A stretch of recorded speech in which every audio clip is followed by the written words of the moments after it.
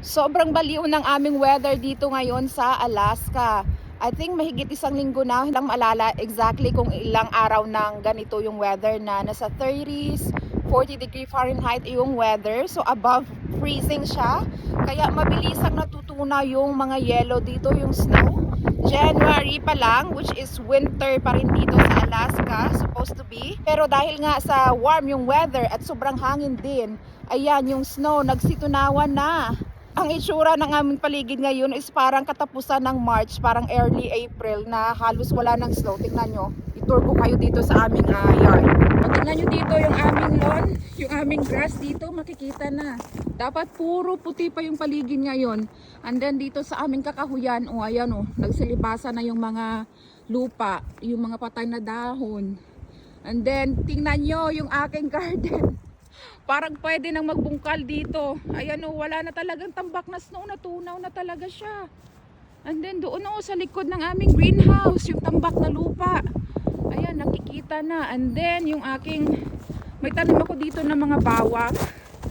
Yung snow dito is hanggang taas dito yung snow nung hindi pa natunaw yung mga yellow dito. Pero ngayon o, kita na yung mga tubs ng aking bawang.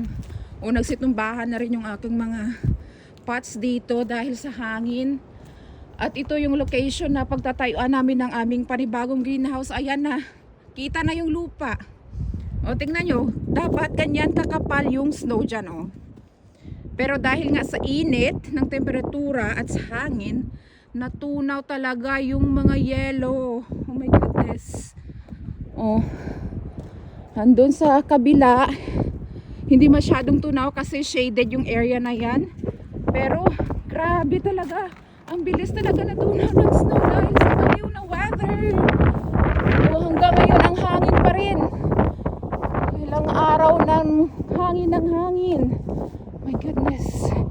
Dati hindi ako makapaglakad dito kasi halos abot hanggang tuhod yung snow. Ngayon parang ano na, parang spring.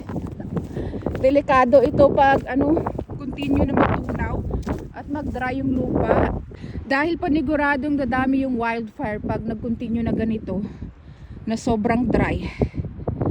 Yun lang, gusto ko lang i-share sa inyo kung gaano kabaliw yung aming weather dito. O tingnan nyo, ganito lang yung suot ko. At hindi ako masyadong nalalamig kasi nga warm yung temperature. Papasok na ako maya-maya sa trabaho at naisipan kong i-share sa inyo kung ano yung sitwasyon namin dito ngayon sa Delta Junction, Alaska.